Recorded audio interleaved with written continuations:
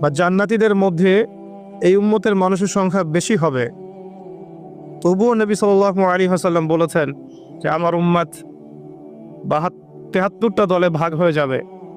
বানু ইসরাইল 72 দলে ভাগ হয়েছিল। ওয়াতাফতারিকু উম্মতি আলা 73 মিল্লা, আমার উম্মত 73টা দলে ভাগ হয়ে যাবে। কুল্লুহুম ফিন্নার, প্রত্যেকটা দলই যাবে জাহান্নামে, ইল্লা মিল্লাতান ওয়াহিদা, একটা মাত্র দল ছাড়া। কিলা মান হিয়া ইয়া রাসূলুল্লাহ, বলা হলো তারা কারা হে আল্লাহ রাসূল সাল্লাল্লাহু আলাইহি ওয়াসাল্লাম? নবীজি বললেন মা আনা আলাইহি ওয়া আসহাবি, আমি যার উপরে আছি, আমার সাহাবীরা যার উপরে আছে। দুর্ভাগ্যজনক হচ্ছে ইসলামের নামে যত দলাদলি হয়েছে সবারই এই একটাই দলিল যে মা আনা আলাইহি ওয়া আসহাবি, আমি যার উপরে আছি, আমার সাহাবীরা যার উপরে আছে। সবাই দাবি করে আমরা তাই করছি।